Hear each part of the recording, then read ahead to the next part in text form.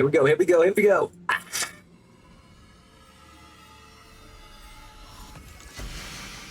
Ew, what the fuck? Yo, the freak is here. Oh my god. Freaky as hell. So, gentlemen, for this week, we are going to talk about some strange things, some funny things, some quirky things. First of all, I want to tell you guys how to remove contacts from Autocomplete within 365 Admin Center, or you could do it from the Exchange Center. Either way, you want to go towards the recipient page or users page on the left, and you want to click on contacts and just find and remove the person's email. That's how you quickly remove a contact autocomplete for the entire company, as opposed to removing it one by one off of each endpoint. That's something I want to share because for some reason, not many people mentioned it, if at all, on the online forums. Moving on, Uma Musume, absolute peak of a fucking game. At first, I didn't get it. I didn't enjoy it. I was utterly confused. And then once I had my first B+ rank run, I was like, I get it now. I'm tuned in. I'm tapped in, brother. Now, what is this game? It's a Japanese gacha game transforming real-life racehorses, usually stallions, into horse girls. Fuck yeah, brother. That's all you need to know. The game is fucking peak from the get-go. Great concept. The gameplay loop is you're choosing one horse girl to build her up into the highest ranking possible. What that means is that you have five attributes, stats that you want to bring to the highest possible level, and at the end of the game, through your efforts and your choices, you will be given a ranking. The higher the ranking, the better. These 5 attributes start with, not in any particular order, there is speed, power, stamina, guts, and wits. Those are the 5 primary stats. Now the game, it's released in global without many of its core updates implemented yet. The game company did decide to push the release of features as soon as possible to catch up to, like, you know, JP servers and whatnot. Right now, all the stats basically mean jack shit fuck all except for speed. Like, you just pump your fucking speed stat to the highest possible level and you're good to go for most horses. What makes the game really unique is the characters themselves. Like, they are very quirky and reflective of like how the real life horse kind of behave. And the designs are, at first, they look pretty similar because, you know, horses, they have brown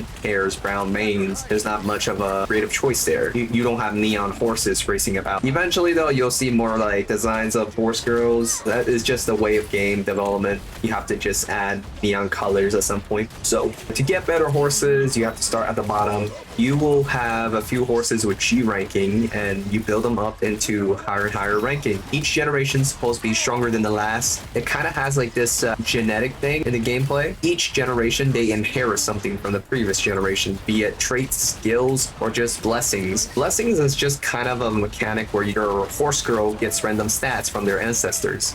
That's the simplest way to put it. Me, myself, I like the game because this game is free-to-play friendly. I only have to focus on one thing, really, and the community backs this up. From what I understand and from what I'm been told by my friends is that all you have to do is collect support cards. That matters more than collecting the Uma Musumes. What is a support card? It's like this thing you use to gain access to special events inside of the game to grant more bonus attributes or just have bonus like side effects. In other gacha games, not only do you have to collect the characters, you also have to collect their exclusive equipment. You have to do this, that, and the third. In this game, all you have to do is make sure your, you know, parents are strong and they have a good support card for their children. And these support cards are usually universal within a single playstyle.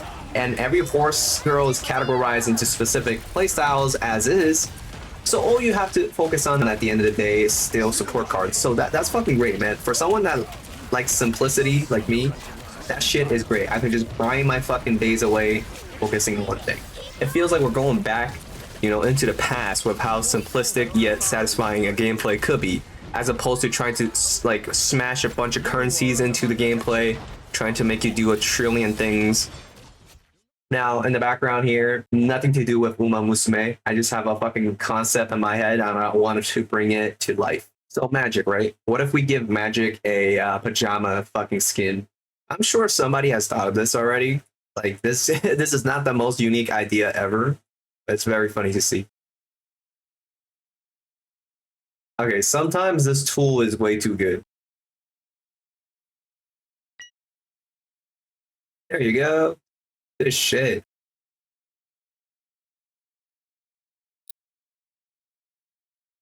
That might be hard to remove.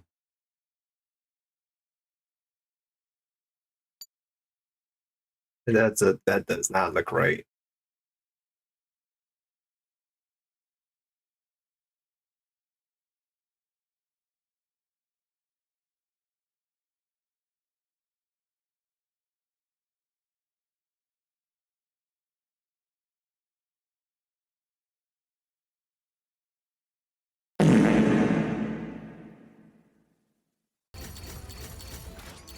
Let's do a movie review real quick. Fantastic Four. I am pretty miffed by the movie. Before we proceed, spoiler warning, I'm going to jump into the ending of the movie right away.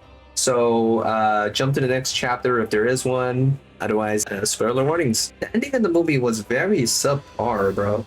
I feel like all this beautiful set design, all the character design, costume design, and the way that they shape these characters, the payoff felt really bad at the end there. Why? Well, first of all, it's just I could not suspend my disbelief anymore with the way they represented Galactus and the Silver Surfer. I cannot suspend my disbelief with the way that they used the baby in the movie. In the end scene, Sue is on the floor, visibly dead, you know?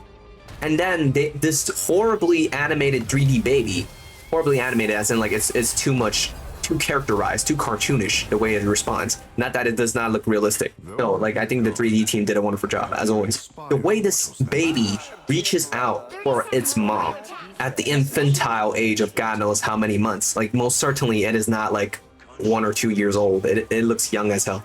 It's goddamn reaching out to the mom, fighting against Johnny or whatever, Reed, whoever was holding the baby at the moment. It makes it seem much more mature, and it's just like, what? You know, what? Reed said this child is normal in every single way.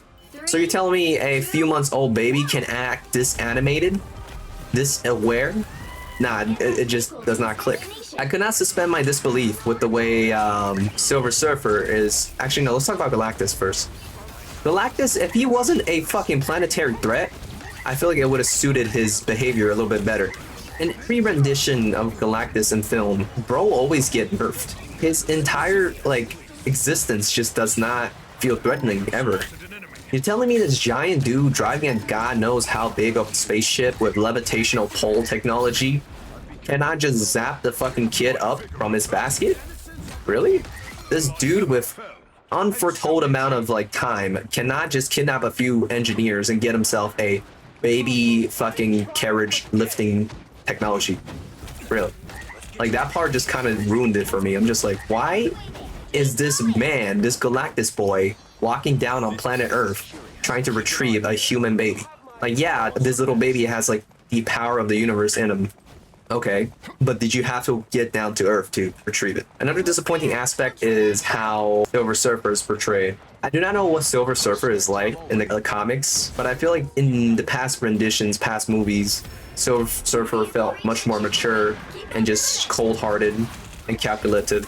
Out of all the things they could use to convince the Silver Surfer, they decided to appeal to Silver Surfer's emotion. A being that has been alive for unimaginable amount of time, killed unimaginable amount of fucking planets. Bro's guilt threshold level should have just been broken way beyond its limits long time ago. You're telling me all these planets being conquered is not as half intelligent as a human being? Like they don't appeal to this alien? You're like, please don't kill our planets. We have other sentient beings here. Please don't kill us.